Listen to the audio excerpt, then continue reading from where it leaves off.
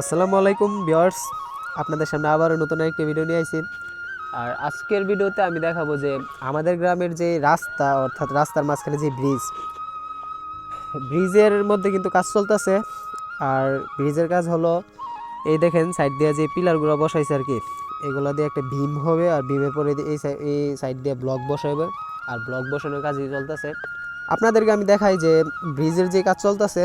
তো এই দেখতে পারতেছেন ভীম যে সাইডে ভীম দিবে, তো ভীমের কাজ চলতেছে রানিং। দেখাই এই ব্রিজের কাজ কিন্তু এর আগে অনেক তাড়াতাড়ি হয়েছিল, এখনো কিন্তু অনেক তাড়াতাড়ি করতেছে আর কি। আর রাস্তার কাজ কিন্তু বর্তমানে বন্ধ আছে। রাস্তার কাজ কবে শুরু হবে সেটাও ভালো করে জানি না। আর আজকে কিন্তু আমি একা আসি নাই, আমার ছোটবেলার বন্ধু আব্দুল্লাহ আইছে। তার লগে কিন্তু আমি প্রায় প্রাইমারিতে যখন পড়তাম আর কি, তখনকার বন্ধু, অনেক ছোটবেলার থেকে। আর এদিকে দেখাই, এদিকে রাস্তা ব্রিজের গুড়াতে মাটি ফেলা ঠিক করতেছে কি, যাতে গাড়ি দিয়ে মালটাল সব সহজ আনতে পারে।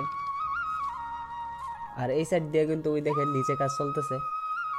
রাস্তার কাজ কিন্তু গত 1 বছর আগে থেকে বন্ধ আর কি। আমি আশা করব যে রাস্তার কাজ তাড়াতাড়ি শুরু হয়ে যাক। এখনো কিন্তু রাস্তাগুলো কন্ট্রাক্টর বা কর্মচারীকে দেখা যায় না, এখন শুধু বর্তমানে ব্রিজের কাজই চলতেছে।